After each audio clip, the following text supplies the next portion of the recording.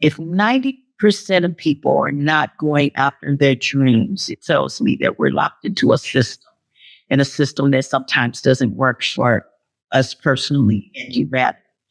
And I think you have to be bold enough to break out of that system and say, hey, I know you say I should be working a 9 to 5. And when I work this many hours, I will receive this much pay, but I'm not being fulfilled. So that's when you have that serious talk with yourself and say, can I still make money and have opportunity doing what I love, doing what I've been called to do, what brings me passion? See, I look at it as position. That's a job. Passion is what you may love to do, but you may not make any money at all. Purpose allows you and affords you an opportunity to do what you love, as well as doing what you've been called to do. So working in purpose, it's a bigger leap of faith. It's a blind leap of faith. But if you know going in that everything that you was born to do is already inside of you, it's a matter of you tapping into it. Why not? Because when you work a job, you go to school to learn a skill set, and someone else tapping into you and tell you that, okay, you're good at this now. Now we're going to employ you, but I make money off of you. Now, you know, I believe in a system that says my gifts will make room for me, and they surely did. So this is where I believe self-work is important, because when I believe more in myself, I believe more in myself than I do the system. And that's why I have taken that leap of faith. That's why I continue on that journey, because I believe in me. I think what's missing is that a lot of individuals have not had an opportunity to really get to know self and believe in self and know that you're not going to let yourself down. I'm rooting for me every day. Every single day I'm rooting for me.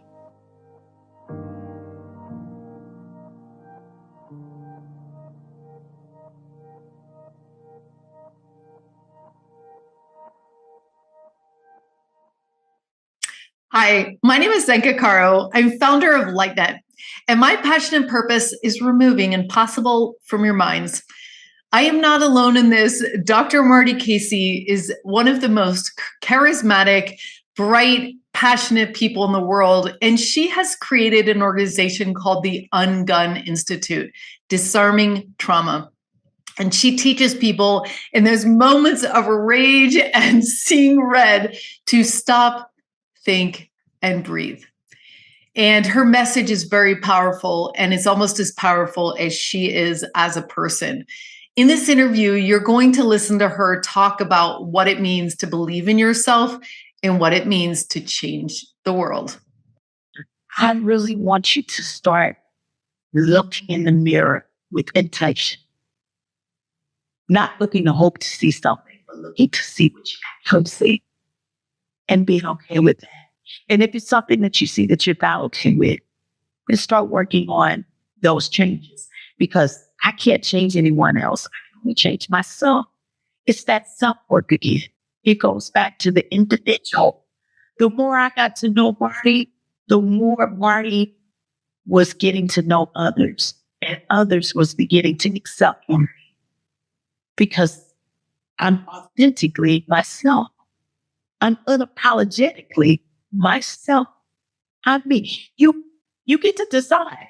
Oh, Marty's my cup of tea, but it's okay, because I'm going to be Marty no matter what you decide. Wow. When did I discover my passion and my purpose and my calling? First of all, I want to say that there's 3 different areas of my life, right?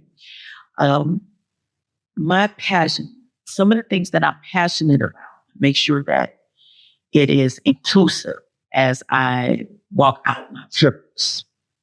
But my calling is totally different, because when I got called to do a certain thing that we're going to talk about, I had no idea that I would be called to do that. But my passion and my purpose is inclusive to my calling. So you asked when. My passion, I was born to sing. And I have been a professional actress at a very young age, like about 19 years old, singing since the age of 19 professional. Those are things I'm passionate about, right? But when I got into that purpose walk, it's when I understood that the language that I needed to speak to others and helping them heal is through the arts. So all of that, those things that I've been doing as an artist, I use those tools to help others to heal. It's the universal language, if you will, that we actually exchange with. But my calling is truly, I am a religious motivator in a sense. And I don't want to say, let me scratch that. Let me say, not religious motivator, but you can tell that I am grounded in my beliefs. And through my beliefs and my calling that comes through in everything that I do, when I'm speaking, when I'm performing, when I'm presenting, even when I'm thinking I'm not talented to it, I am, because it's what I'm called to do. I started singing at the age of 12, where I discovered that I had a voice and I could sing. I was singing at all of the family funerals.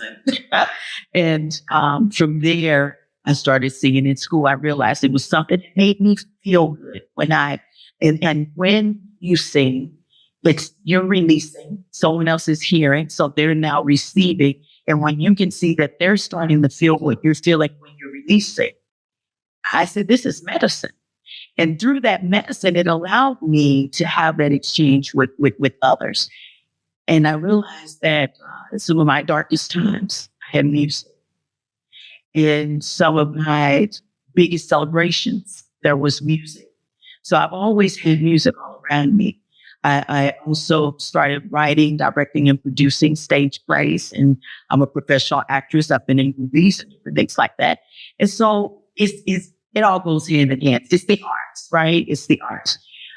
But when I am able to communicate to someone where maybe we have a language barrier, maybe we don't have the same belief systems, but we start talking about music, or we talk about a movie, or we discuss stories and backgrounds, that's where that connects us. And so I look at that as the power of the arts. And that's when it became inclusive for me to incorporate in everything that I do. At 25 years old, my daughter was 5, and I had an opportunity to go and sing in Europe for 4 months. And so I did 2 tours over in Europe, in France and Germany. I had 5-year-old, and I was a single parent. And it was at that moment, like, do I go after my dreams, right? Or do I continue to just kind of find a job and take care of my child, and I don't want to say that like in the normal sense, but the traditional sense. And every day I just kept thinking about, if I don't take this opportunity, will it ever come around again? So that's when I tapped into my village, my support system. And I asked my family, my mother and my great-grandmother at that time, are you all willing to assist me by helping to see after my daughter while I go away and sing for 4 months on tour in Europe? And if it goes well, then I'll come back and we'll see where it goes from there. And it went well, and I never looked back. So I've been touring my daughter's entire life. My daughter just turned 33, but the magic is everything that I was doing and my daughter's doing now. If 90% of people are not going after their dreams, it tells me that we're locked into a system, and a system that sometimes doesn't work for us personally and humanity. And I think you have to be bold enough to break out of that system and say, hey, I know you say I should be working a 9 to 5, and when I work this many hours, I will receive this much pay, but I'm not being fulfilled. So that's when you have that serious talk with yourself and say, can I still make money and have opportunity doing what I love, doing what I've been called to do, what brings me passion. See, I look at it as position. That's a job. Passion is what you may love to do, but you may not make any money at all. Purpose allows you and affords you an opportunity to do what you love, as well as doing what you've been called to do. So working in purpose, it's a bigger leap of faith. It's a blind leap of faith. But if you know going in that everything that you was born to do is already inside of you, it's a matter of you tapping into it. Why not? Because when you work a job, you go to school to learn a skill set and someone else tapping into you and tell you that, okay, you're good at this now. Now we're going to employ you, but I make money off of you. Now, you know, I believe in a system that says my gifts will make room for me. They surely did. This is where I believe self-work is important, because when I believe more in myself, I believe more in myself than I do the system. And that's why I have taken that leap of faith. That's why I continue on that journey, because I believe in me.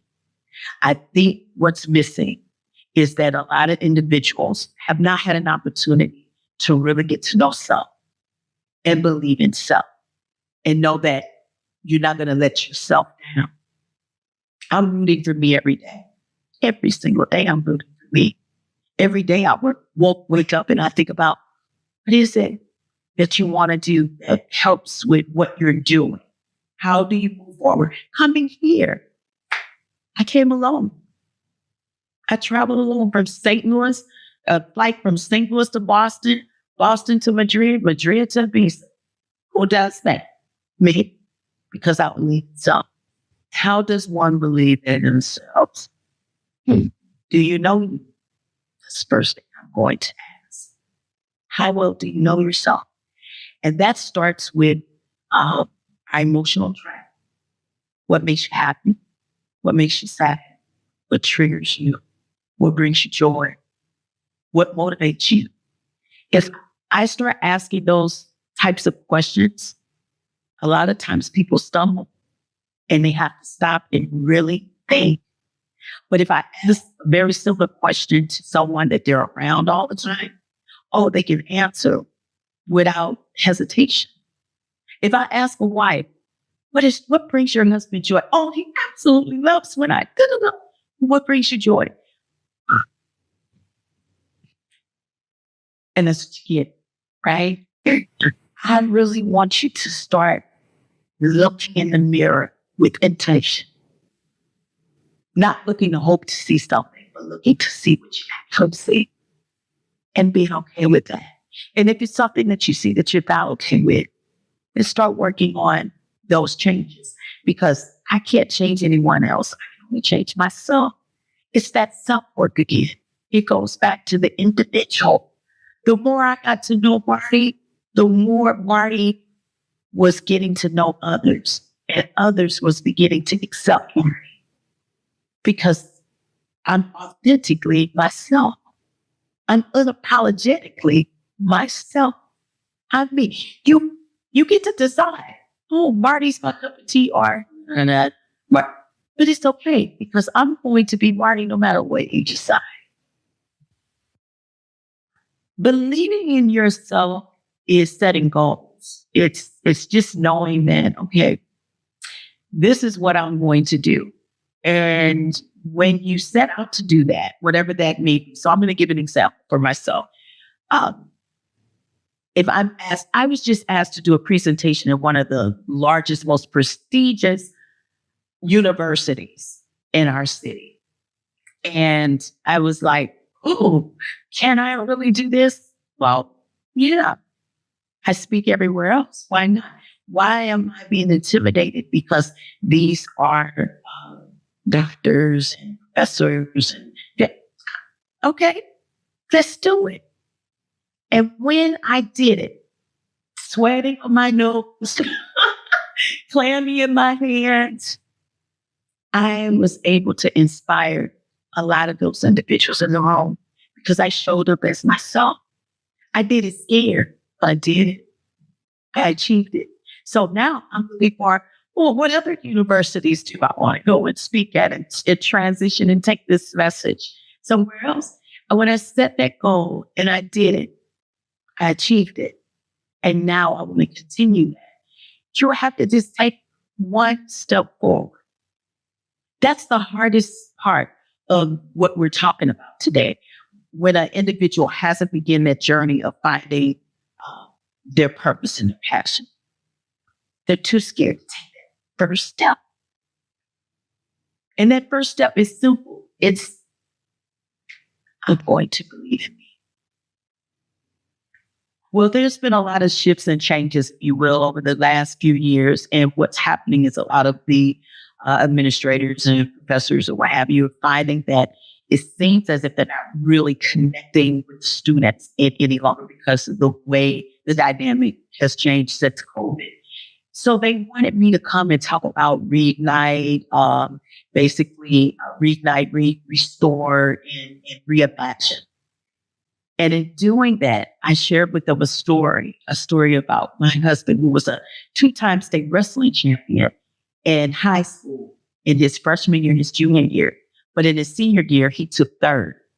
And what happened to the mindset of a champion, it shifted because he found out that he was expecting a child. So he allowed the fear of being a father get in the way of his champion mindset. We do that every single day. It can be one simple thing or a big thing that comes along in our life that shifts us so we could lose someone or our job changes or anything like that. And we allow that to stand in the way of our belief system of who we are. Going back to just knowing you.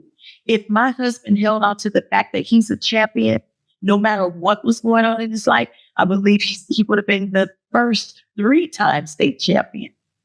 He was the first 2-time state. He could have been the first 3-time state.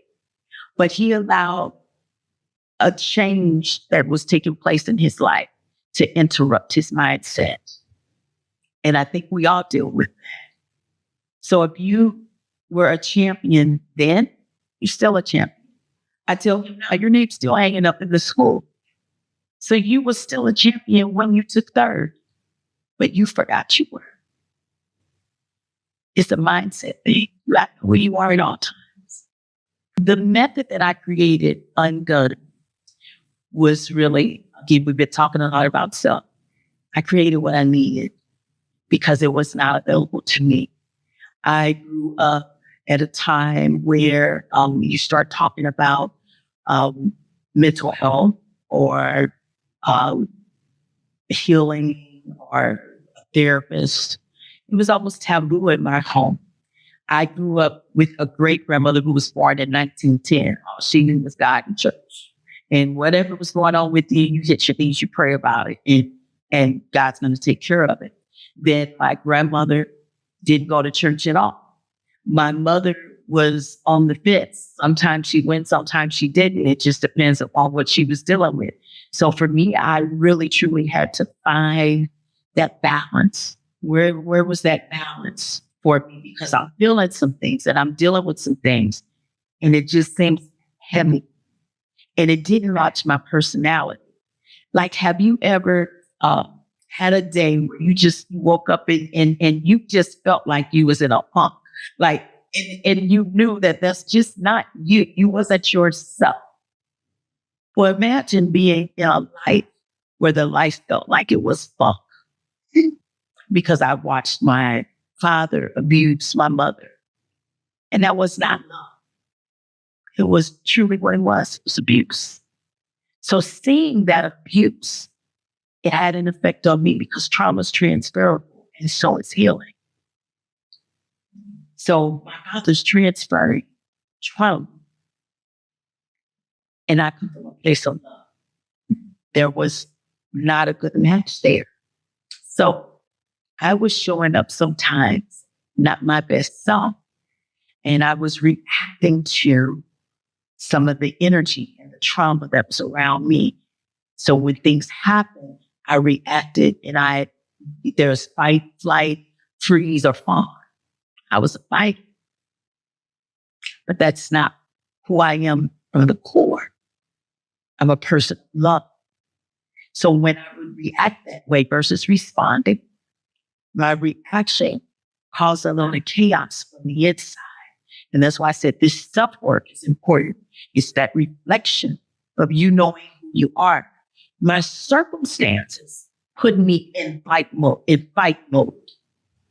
But the core of who I am, I love. So I needed to work on me.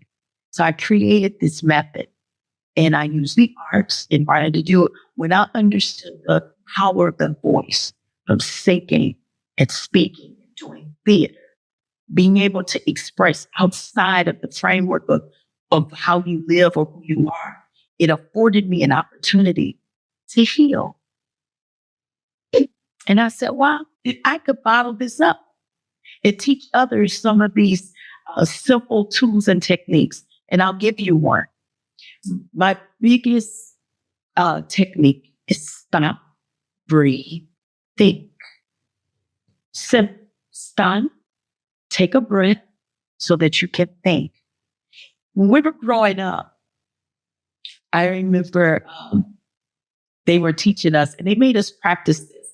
If ever your body caught on fire, what are you supposed to do? Stop, drop, and roll.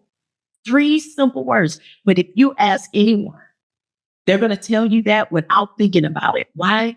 Because they made sure we practiced that. We knew it. We talked about it. We understood it. Now, personally, I've never been on fire. I'm grateful for that. But I know what to do. If ever I'm going to hit this floor and I'm just going to start rolling around, right? This is what I'm supposed to do. But no one taught us. What do you do when it feels like your brain's on fire? What do you do when that trauma hits, when that chaos kicks in, when you are emotionally unbalanced? You need to stop, breathe, think. I've created curriculum, and this is a part of the UnGUN method. And I'm excited about it because it's helping so many people across the world. 3 simple words, inspired by 3 simple words and of something I never had to do yet. But stop, breathe, and think. I have to do it every day. Every day. I'm faced with a situation where I may encounter someone and I want to say something, but it's not politically correct, or I want to do something and it's not really my place. And so I just stop, take a breath, and I think about the approach and I think about the intention. And is it necessary? And it's helped me to be a better person. Those are the ones that are in fear, that's walking around with the guns and feeling like they have to prove themselves to someone. Someone who's trained to go to war like a Navy SEAL individual. No, you won't even know that they're part of the Navy SEALs. That's like, they don't even discuss that. It's not up for discussion. But when the time comes for them to do their job, trust me, they're going to do it and they're going to do it well. It's a time and a place for everything. It's a time and place for war. But there's also a time and place for peace. And right now, that time and place for peace starts with self. You're either living in pieces or you live in a life of peace. Which one is it? If you're living in pieces, you're broken. And hurt people, healed people, heal people. I live a life of peace because I mended my brokenness. So it goes back to what was asked earlier. What keeps people from moving forward in their passion? I think really, or their purpose, I think that's the answer. Broken people can't hold all these pieces together and move forward. You got to stop and mend those broken pieces so you can be whole. To have purpose. So I would say we need to help people heal so that they can move in purpose. So I would honestly say the answer is you have to become whole. If you really want to walk in purpose, you have to become whole. Not broken. Because that's what it was for me. I looked like this wall in broken, shattered pieces. I did until I became whole. Once I became whole, I could do anything. That's when I believed in Marty. Probably because I saw the wholeness of Marty. Yeah. Because at first I was just seeing her, myself, pieces, parts. Wasn't consistent. No, my mother tells me I was very shy up until the age of 12. And something happened, not shifted. Okay.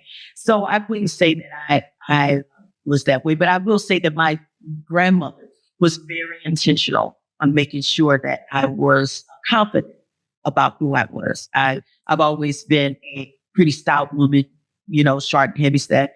And I'm okay with that. My husband's okay with that, but I'm just saying that for reference that sometimes when we don't fit in the mold of how society sees us, then it starts to change the way we see ourselves. My grandmother made sure that did not happen. So to your point, we have to start young. This is something we have to teach. This is something we need to embed in our children at a very young age. Children, they explore and they are born with the ideas that they can do anything. And they do. But we put the restrictions there. We set the boundaries there. And then they start to think, well, maybe I can't. And they back up. And so as you're getting older, and before you know it, you're all the way in the back of the room because you backed up that much. I need you to come forward again. I need you to come with the mindset of a child. I need you to explore. I need you to see life as it is today. It's a new day. It's the only day that's going to be this day. Do what you feel like doing. Do what you deserve. Do what you want. Do what makes you happy and what brings you joy. Just do it. I think if you was to ask others, who is Marty Casey? What does she bring? I think they're going to say honest. I think they're going to say she brings a level of safety and justice. I think that those are the things that kind of stand out front when I hear others speak about me. That's what I hear often. But what I set out to do, I just really want to be a dependable friend. I want to be that person, that human that if you need me, reach out. If I can help, I will. If I can't, I'll try to find someone who can. But I don't want to see you fall. So if I can just make things a little bit easier for you, that's what I set out to do. So in my purpose work, in my passion and all those things, that's what I bring forward. That's my intention. A pot of gumbo. The world would be a pot of gumbo if everyone was just living themselves and living. And allow, because let me say this, when we tap into being ourselves, I'm accepting me, right? That takes off so much pressure. That relieves you of so much stress of trying to fit in a box of something else, what someone else wants you to be. Like on your job, what do you have to be? Right? In your marriage, what do you have to be? As a parent, what do you have to be? But if I can just be me and that's accepted, oh my goodness, what a beautiful rainbow world this would be. Yeah. I mean, I think so. I want you to be you. I want him to be him. I want to be me. I just want to be myself. Are you looking to begin your life of passion and purpose? We are waiting for you with our groups of 8 to 12. These loving teams are formed to look over our success data to find the fastest and funnest and most direct way for you to find your purpose and calling in life. To find out more, go to wholemovement.vet/purpose.